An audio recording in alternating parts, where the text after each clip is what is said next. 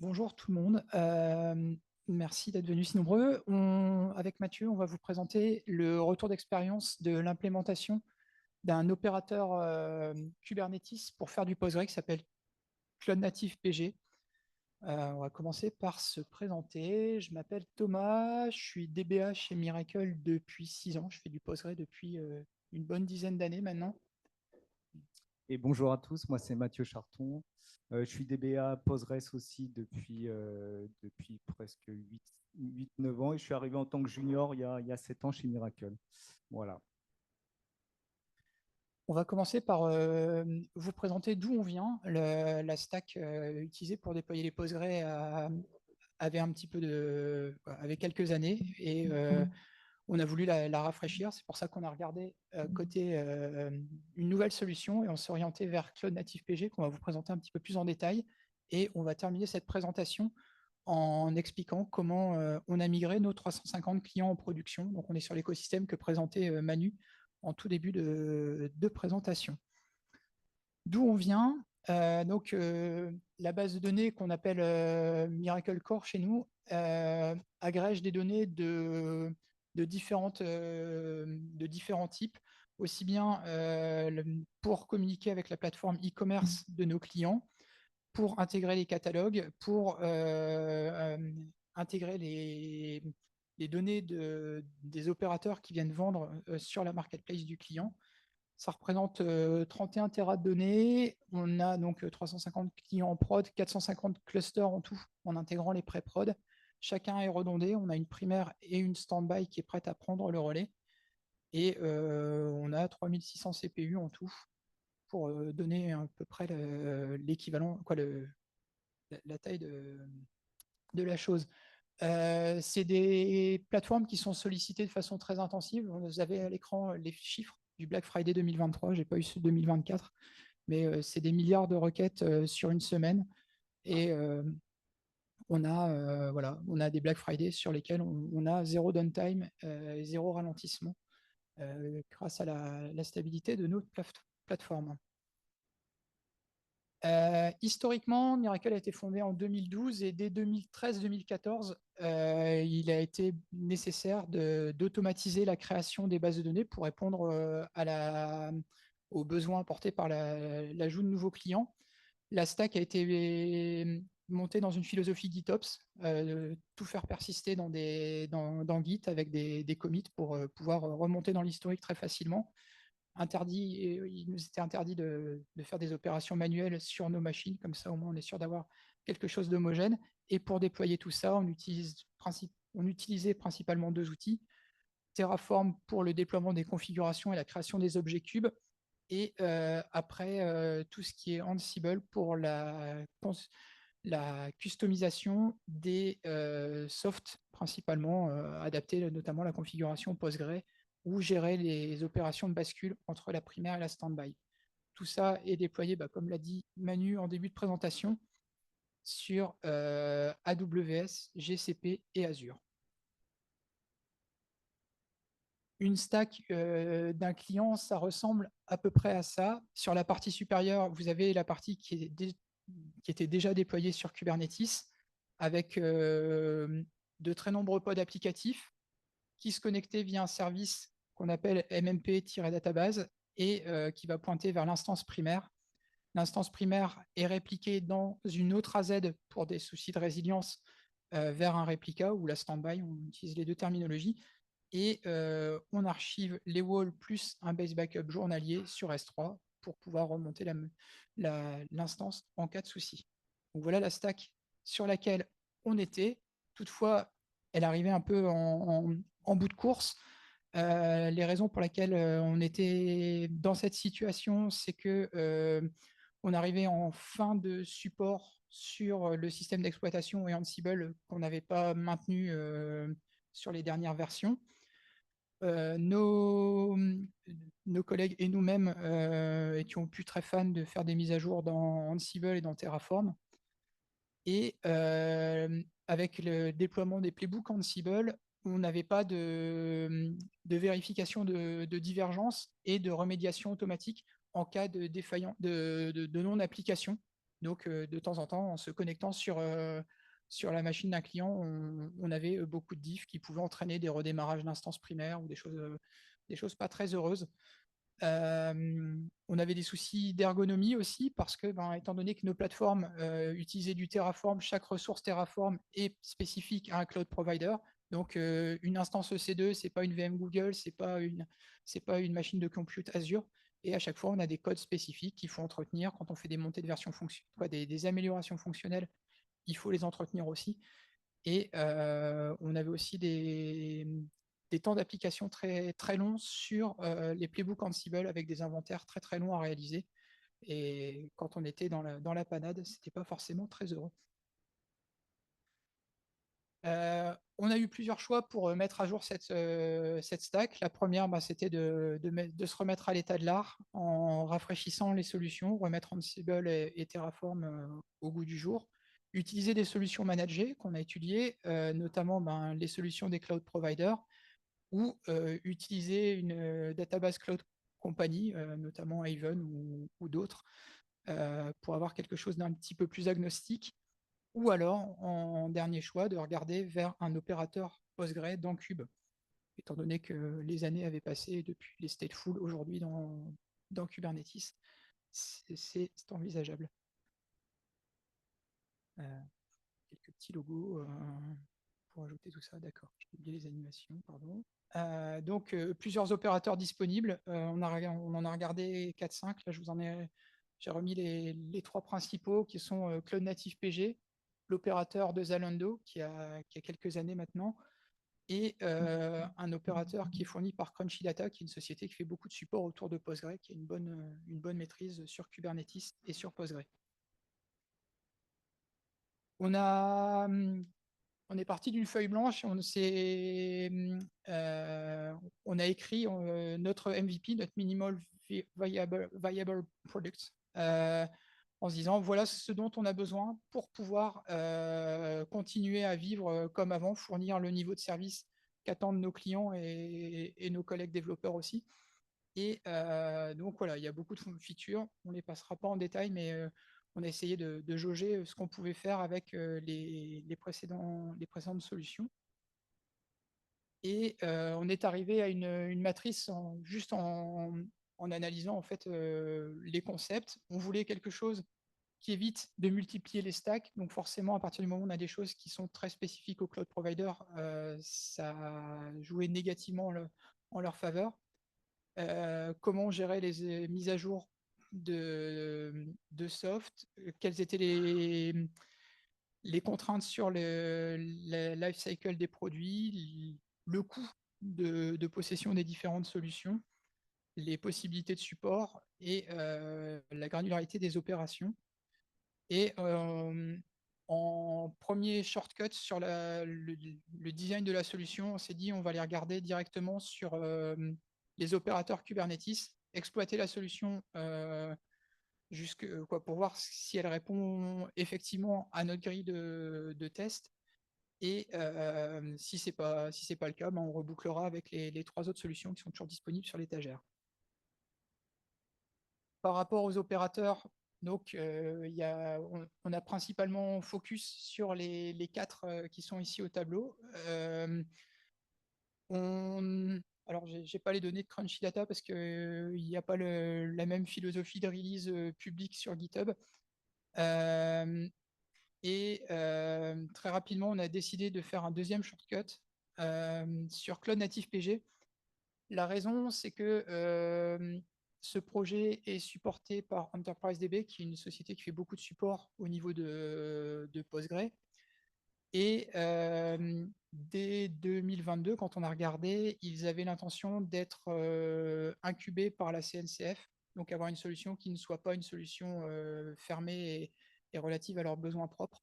J'avais sondé le terrain, notamment sur d'autres meet-up avec des gens qui avaient essayé Zalando et qui avaient eu des contraintes parce que la façon dont ils voulaient utiliser l'opérateur n'allait pas dans la ligne où les gens chez Zalando avaient envie de déployer leur opérateur.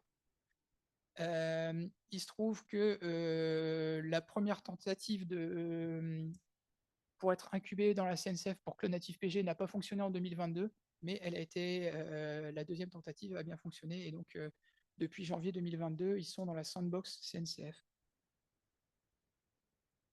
On a coupé court pour faire une timeline rapide du projet. On a commencé fin 2022. Dès début 2023, on s'est dit on va regarder uniquement les opérateurs Kubernetes. Au printemps 2023, on a focus sur Cloud Native PG. Et un an plus tard, en février 2024, on déployait notre première prod en utilisant Cloud Native PG. Voilà, on a fait des raccourcis en mode quick win qui nous ont permis d'aller vite. Et on a été chanceux, on a visé le bon cheval. Et on a pu automatiser tout cela.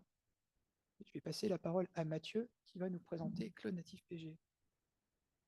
Merci Thomas.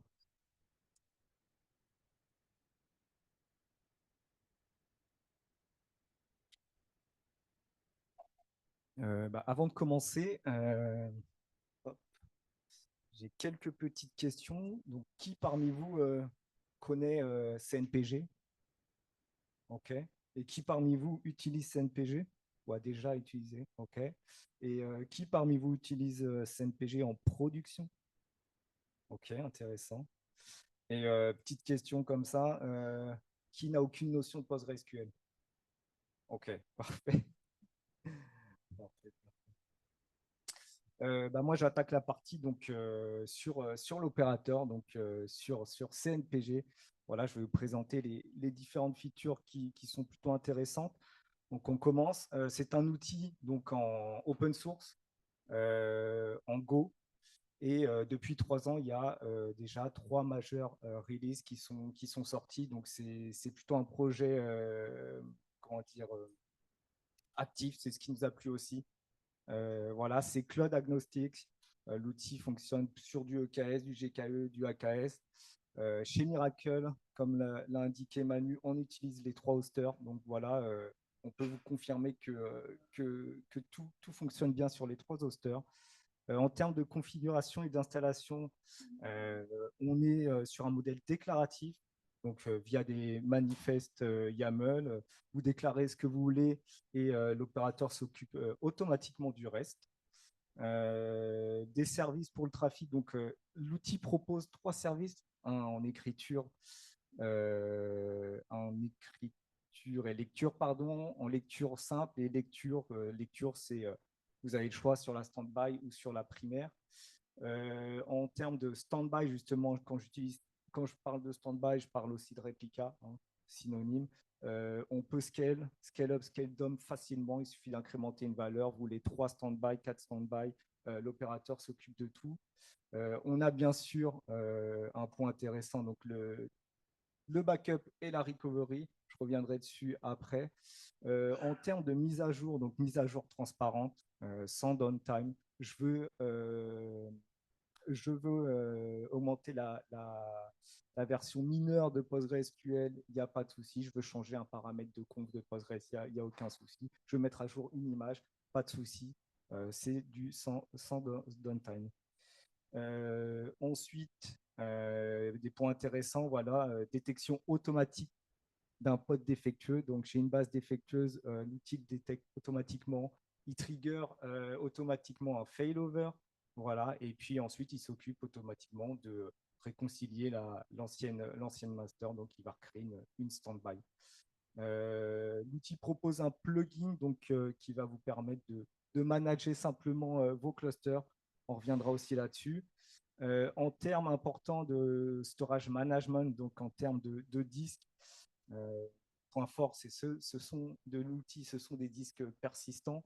Donc on a des PVC, une détection, pardon, on gère très bien donc les PVC, génération automatique des PVC, réutilisation et bien sûr bonne gestion des storage classes.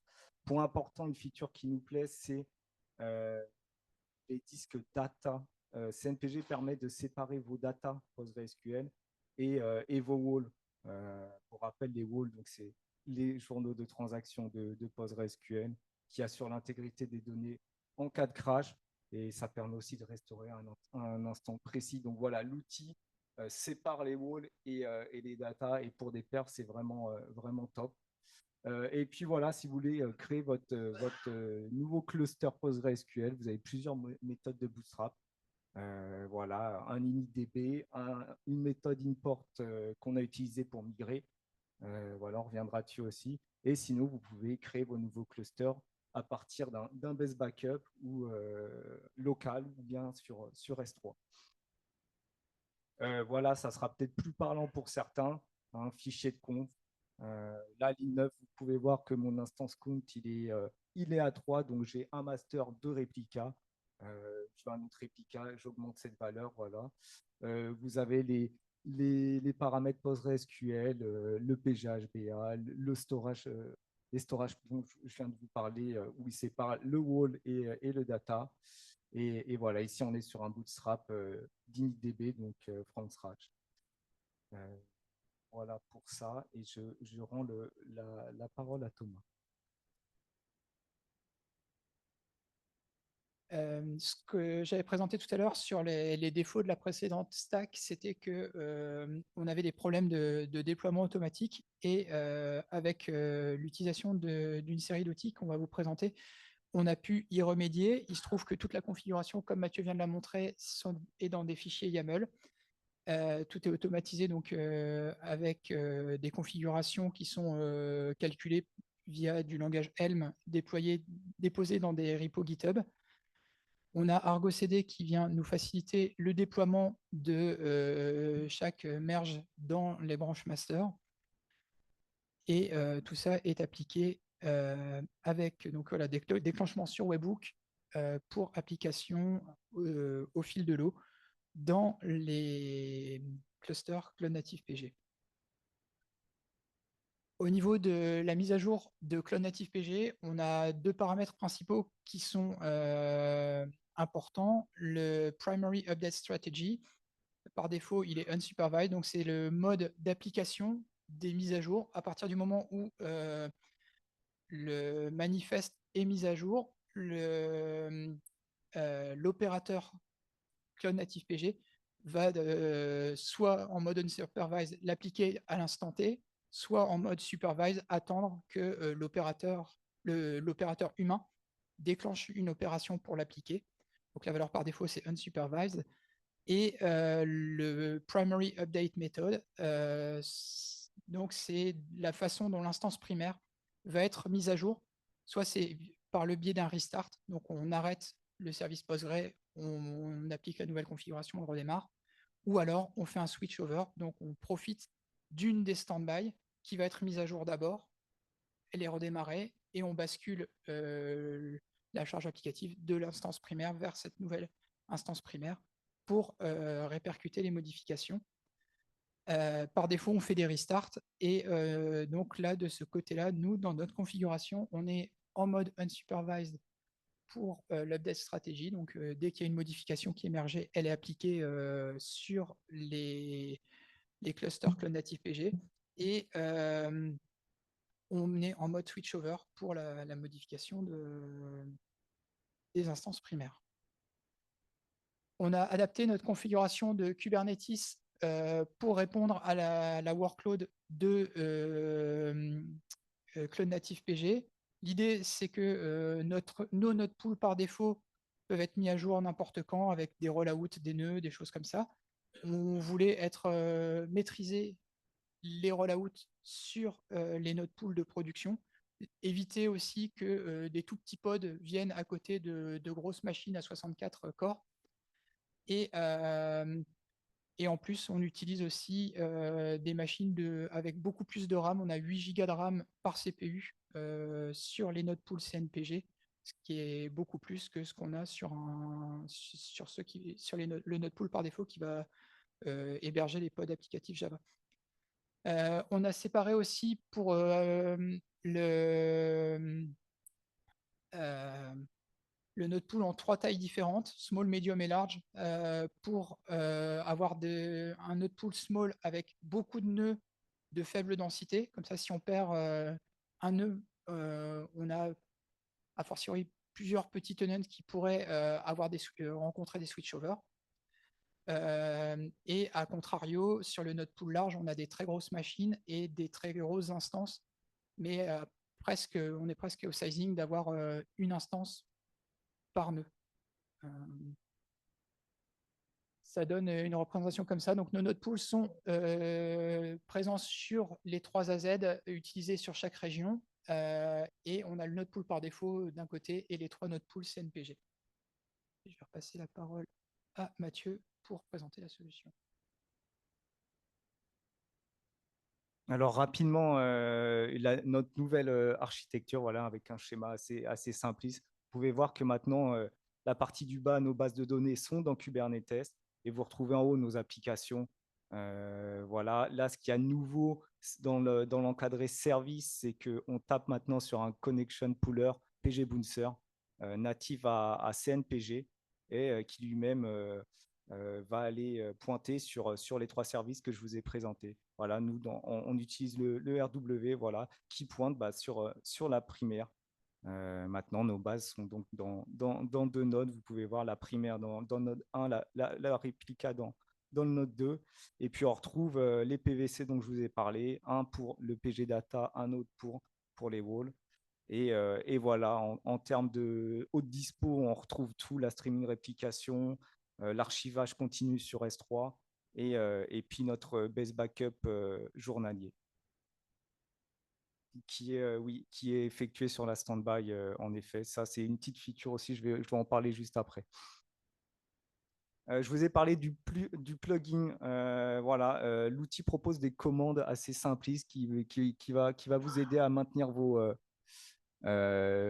clusters PostgreSQL. Voilà, pas besoin d'être un DBA expert. Là, l'outil vous propose une commande PSQL pour vous connecter soit à la primaire, soit à la standby, une commande promote pour promouvoir la standby. Voilà, vous avez du restart, du destroy, de l'hibernation, vous avez de la maintenance, vous avez même du PG Bench.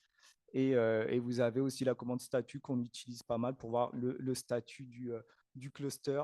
Voilà à quoi ça ressemble, par exemple. Là, vous avez rapidement plusieurs infos. Qui est la primaire, depuis quand elle a restart. Ce qui est intéressant, c'est le statut. Voilà, le cluster en état de santé, en bon état de santé. Vous avez 2 instances, deux qui sont ready. Voilà. Timeline 4, ça veut dire qu'il y a déjà eu 3 promotes. Et puis en dessous, juste en dessous, l'out dispo, le continuous backup, l'archivage des walls sur S3 qui est OK, pas de retard. Voilà. En dessous, c'est la streaming réplication qui n'a pas de lag aussi. Et puis ensuite, vous avez plusieurs infos sur les rôles et les LSN. Voilà, point important donc en termes de disaster recovery, continuous backup. Donc l'outil garantit un RPO égal à 0. Hein. Pour ça, il utilise comme outil de backup and disaster Barman. Aujourd'hui, il y a PG Backrest, Walji, Barman. Et donc, CNPG a fait le choix d'utiliser Barman. Voilà. Et pour avoir cet RPO proche de 0, ben, ils n'ont pas réinventé la roue, ils ont repris le principe du continuous backup. Donc, ce qu'il nous faut, c'est un backup physique plus des walls. Et donc, comment gère CNPG? Ben, il gère ça, il gère ça très facilement. Il permet de générer des base backups physiques directement sur S3. Vous pouvez les schedules sur demande, voilà, dire que vous voulez un base backup toutes les nuits. Et petit point intéressant, c'est que vous pouvez choisir d'où vous effectuez ce base backup. Donc nous, on a choisi de l'effectuer sur la standby, voilà, pour des meilleurs perfs sur la primaire. Donc ça, c'est une feature plutôt intéressante. Et il y a aussi possibilité de faire des volumes snapshots pour ceux qui connaissent ça dans Kubernetes. C'est vraiment des perfs, des super perfs. On n'utilise pas encore ça chez Miracle. Et puis en termes de wall, bah, vous avez par contre, attention, les walls sont archivés uniquement sur des buckets, donc S3 par exemple. Et par défaut, vous avez un archive timeout des walls à 5 minutes. Donc, traduction, si je n'ai pas de trafic, j'ai quand même un archivage du wall. Donc, ça nous fait un RPO inférieur ou égal à 5 minutes. Voilà, et à droite, un fichier de conf tout simpliste pour dire que je génère des best backups, que je les envoie sur mon bucket S3, par exemple. Et point intéressant, c'est qu'on peut choisir la compression. Donc ça, gardez ça en tête. Voilà, vous avez le choix de compression des walls et du best backup. Et, et donc, faites des benchmarks, mais un autre type de compression peut avoir beaucoup d'impact. Nous, on est par exemple passé de 10 heures à 2 heures de génération de best backup juste en changeant la compression. Voilà. Et ça, très rapidement, fichier de conf, comment scheduler voilà, votre best backup. En termes de recovery, l'outil propose une recovery donc, via un best backup situé sur S3, via les volumes snapshot dont je vous ai parlé, ou via un best backup en local. Voilà un exemple de fichier de conf. Donc là, vous retrouvez le bootstrap recovery avec la source, votre bucket S3 que vous avez défini juste en dessous. Et puis avec les recovery targets que propose Postgres nativement, ça a été repris sur CNPG, le PITR, le target ID ou le target immediate. Voilà. Et aujourd'hui, chez Miracle, une simple PR nous permet de restaurer une base de données.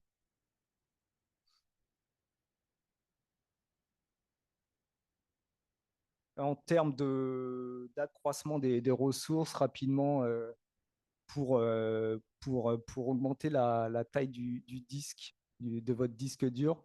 Ça se fait à chaud. Voilà, les trois hosters le supportent à condition que votre storage class supporte donc le fameux paramètre hello volume expansion. Voilà. Nous, c'est ce qu'on utilise chez Miracle. On change notre fichier de conf, on incrémente la valeur, ça se fait à chaud.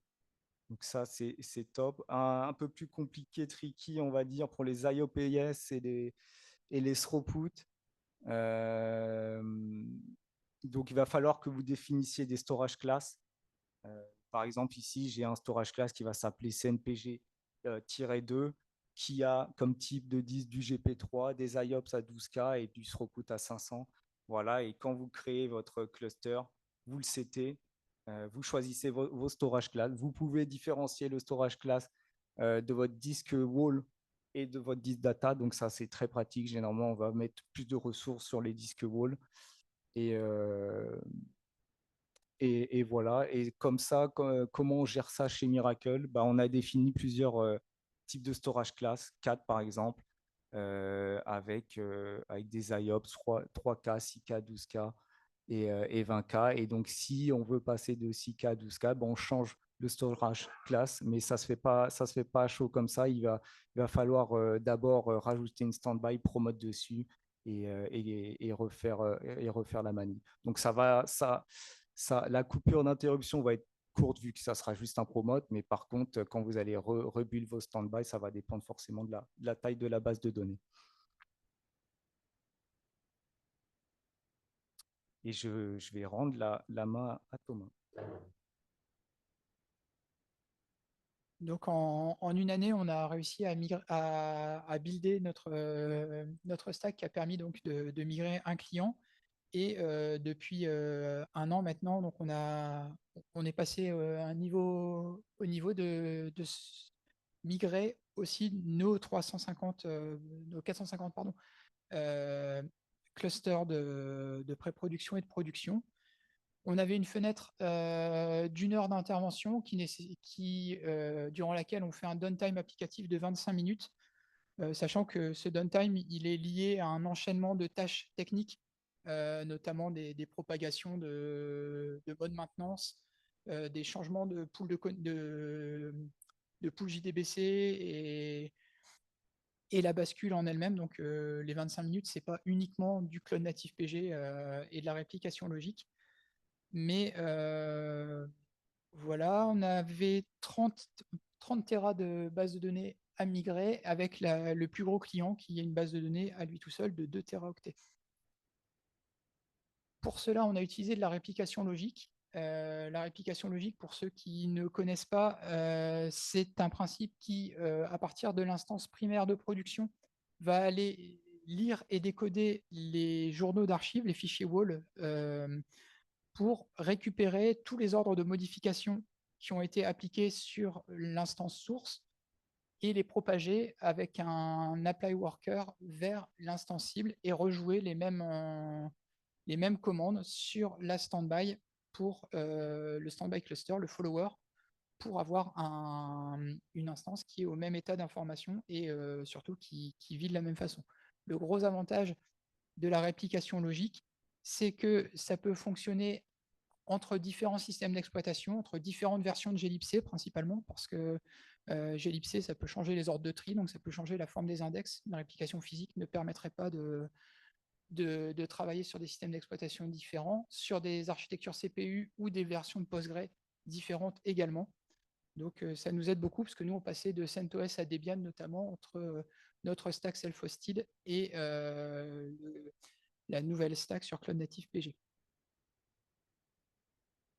Il y a quelques restrictions par rapport à l'utilisation de la réplication logique. À partir du moment où on commence l'initialisation d'une réplication logique entre deux instances et au moment où on a finalisé la bascule, il faut qu'il n'y ait pas d'ordre de création, modification ou suppression d'objets SQL, create, alter, delete, create, alter ou drop, pardon, qui soit joué. Sinon, ça va poser des problèmes.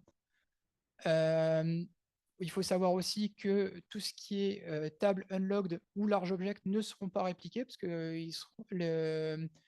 les tables unlocked ne sont pas présentes dans les walls et les large objects sur les dernières versions de Postgre, je crois qu'ils commencent à l'adresser, mais on est parti de Postgre 12, donc on n'avait pas la possibilité de les gérer. Et la contrainte aussi, c'est que toutes les tables qui sont dans la réplication logique doivent disposer d'un replica identity, idéalement une clé primaire, pour que le logical decoding puisse trapper facilement toutes les modifications. Ça fonctionne très bien entre deux versions majeures. Et la complexité, c'est de gérer les erreurs humaines qui peuvent arriver. Le temps de synchronisation aussi, on arrivait à des temps de synchronisation d'environ 150 gigas par heure sur entre nos deux architectures, ce qui fait qu'on a des inits qui ont tourné pendant pas loin de 24 heures avec les fenêtres de sécurité pour être sûr de garantir qu'au moment où le client nous autorisait de faire le downtime, on soit prêt à migrer la solution. Forcément, pendant que l'instance primaire est en réplication logique, ça nécessite des consommations de ressources supplémentaires dessus. Donc, pour qu'elle puisse accepter la charge nominale de travail plus la réplication logique, on a regardé à avoir des configurations hardware qui le permettent. Et on a aussi réfléchi au process de retour arrière pour se dire, mince, si on a un problème de performance sur la nouvelle stack, il faut pouvoir retourner sur l'ancienne.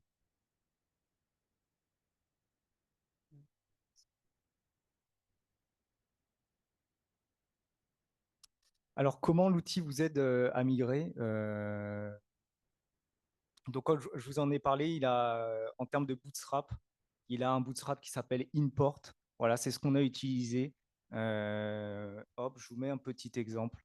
Voilà, initdb import. En source, vous lui mettez votre source, donc votre instance RDS par exemple, ou votre instance EC2, ce qui était notre cas. Et, et voilà, ce qu'il va faire, c'est qu'il va vous créer donc votre target CNPG en faisant juste un schema only entre guillemets. Donc, il va vous copier juste votre DDL, donc vos tables, mais vides. Et puis ensuite, l'outil vous propose via le plugin de créer la publication, la subscription et de synchroniser donc les séquences. Ça, c'est vraiment un gros plus, synchroniser les séquences, parce que sinon, c'est des scripts à faire manuellement, mais l'outil maintenant le propose. Voilà, donc vous avez tout de mis à disposition pour réaliser une réplication logique.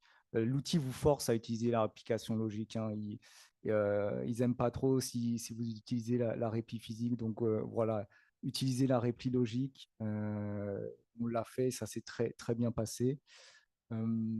Voilà, et puis en plus, la preuve, c'est qu'en A25, ils utilisent maintenant des objets, des ressources pour gérer les publications et les subscriptions, ce qu'ils ne faisaient pas avant.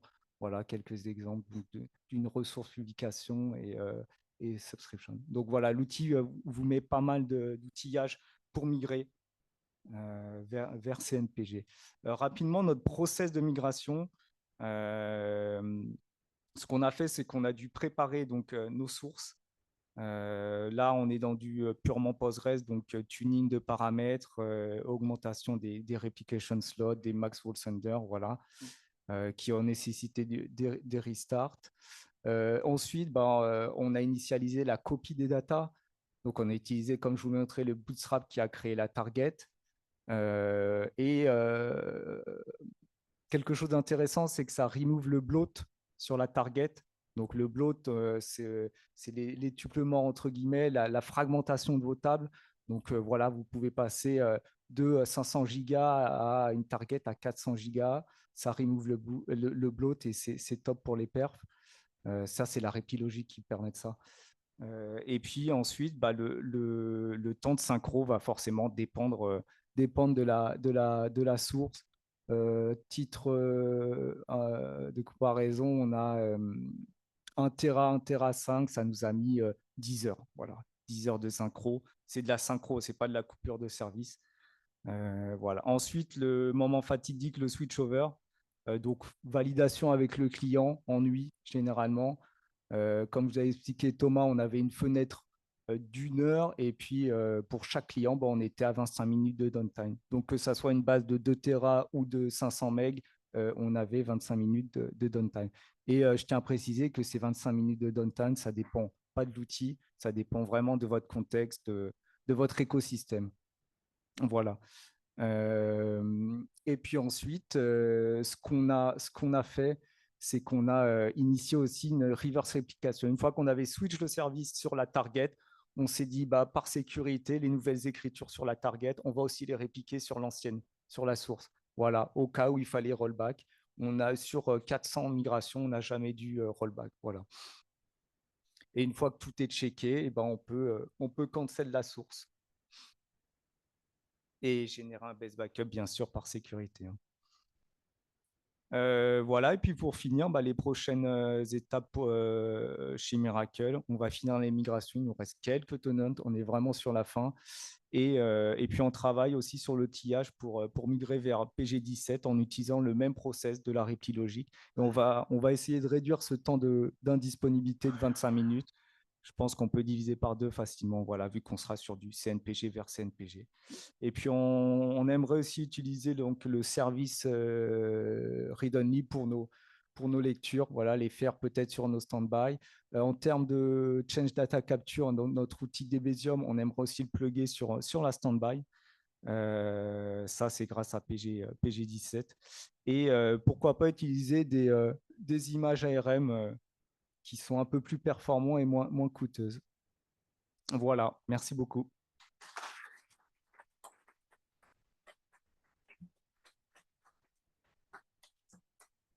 Merci à vous. Des questions peut-être?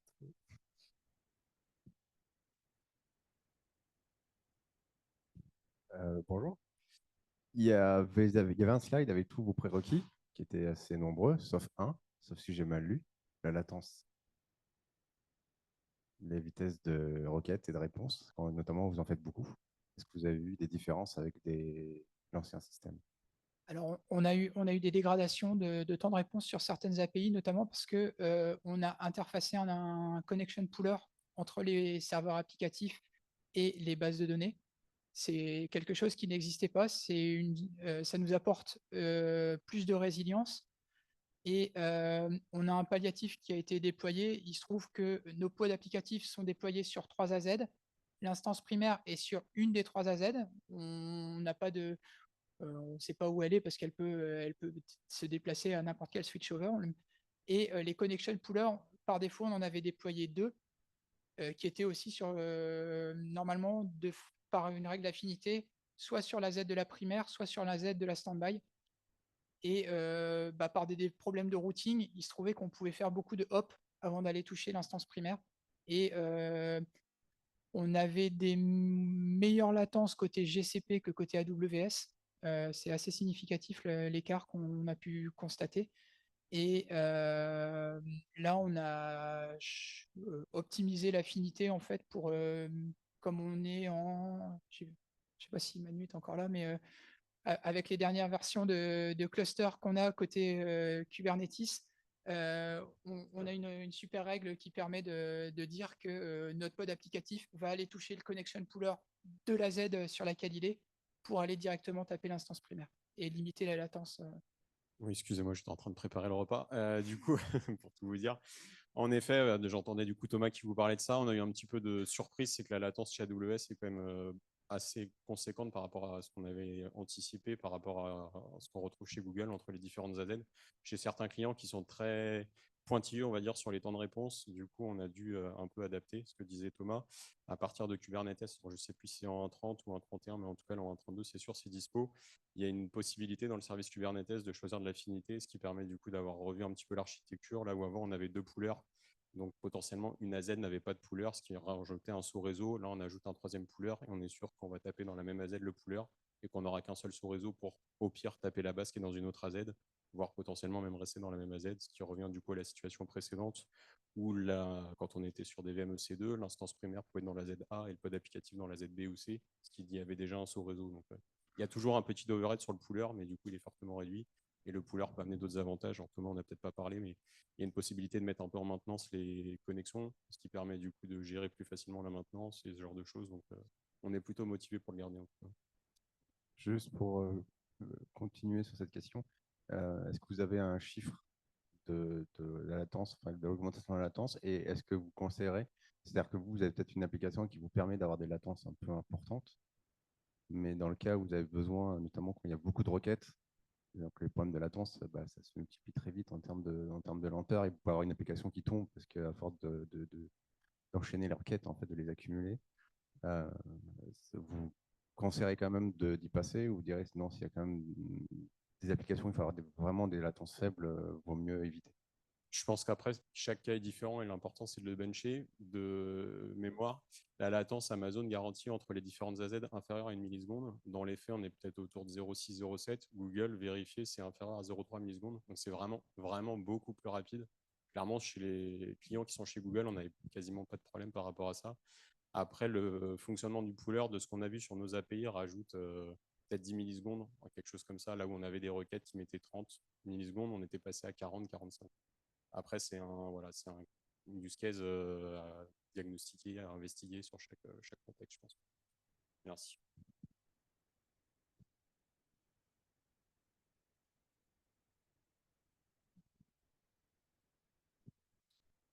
Déjà, merci pour le talk.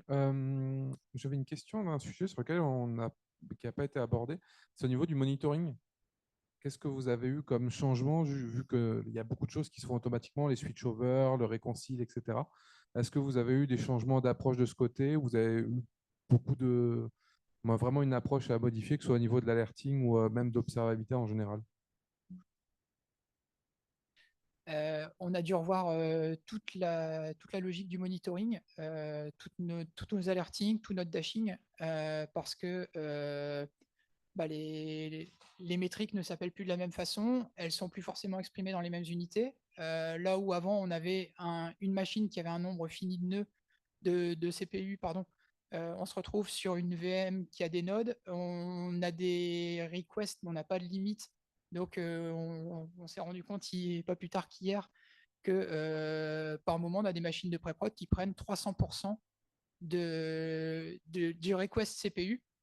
Mais ça tombe bien, les machines d'à côté, elles n'en avaient pas besoin. Donc, quelque part, on a fait du burst et ça s'est bien passé. Donc voilà, on a repris la liste des points de contrôle et les dashboards qu'on utilisait. Et puis, on a adapté. On s'est dit, oh bah tiens, oui, effectivement, les IO, c'est intéressant de les surveiller, la CPU. On a un trou dans la raquette pour monitorer finement les IO pour dire, là aujourd'hui, on ne sait pas dire, on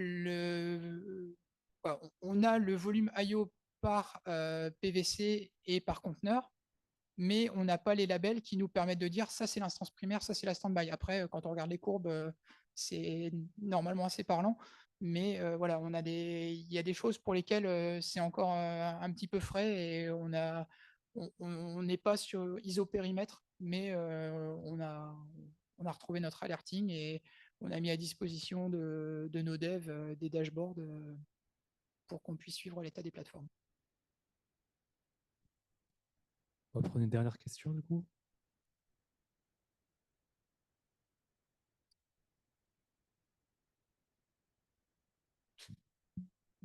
C'est un peu dans la veine de ce que tu disais. Du coup, en termes d'isolation, aujourd'hui, vous avez un choix de mutualiser des node pools. Du coup, vous pouvez avoir plusieurs instances PG sur une même instance physique. Comment vous faites C'est l'isolation? pas nous qui décidons. En fait, on a une famille de node pool, donc small, medium ou large. Je peux peut-être un peu loin. Euh, Voilà. Toutes les machines qui ont 8 corps ou moins sont en small. Entre 8 et 32, c'est du medium. Et, et au-dessus, c'est du large. L'idée, c'est d'optimiser le pavage. Et bien souvent, une grosse machine, c'est une grosse base de données. C'est un client avec une criticité un peu plus forte. Donc, c'est voilà pour par contre le remplissage, on a juste mis des règles d'affinité pour dire la primaire et la standby sont sur deux AZ différentes, mais si une machine si un node a capacité à avoir 16 machines, il pourrait y avoir 16 instances primaires sur un node à l'instant T. Ça, on n'a pas la maîtrise parce que c'est un élément dynamique en fait. Au moment où la machine va popper, elle va peut-être être popée stand-by et quelques instants plus tard, l'ancienne primaire va tomber, elle va devenir primaire. Donc, on ne fait pas de remédiation pour équilibrer le nombre de primaires et de stand-by sur un nœud. Il y a un facteur risque à ce niveau-là. Question bonus, allez. Bonsoir. Ma question, c'est au niveau du stockage des walls, donc les logs de transactions, surtout leur écriture. Est-ce que les classes de stockage, ou en tout cas ce que vous utilisez, vous permet de garantir que vous ne perdrez très peu, ou alors c'est par rapport tout à l'heure à ce que vous avez indiqué comme temps, mais est-ce que vous êtes sûr de jamais perdre de données en cas de crash d'un nœud ou des choses comme ça, sur une base qui serait très active ou...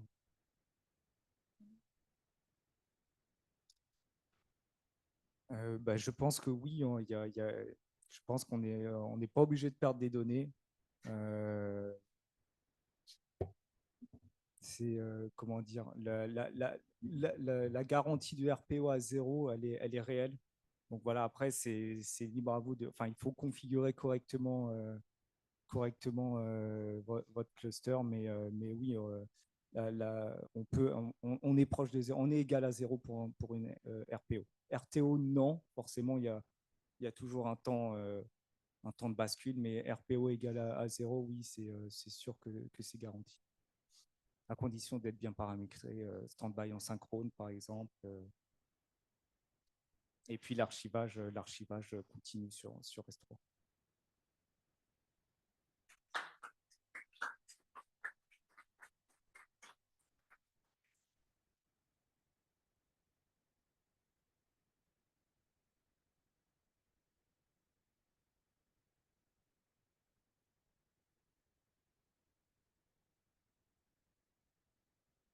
Voilà, vous pouvez aller vous restaurer et boire un petit peu.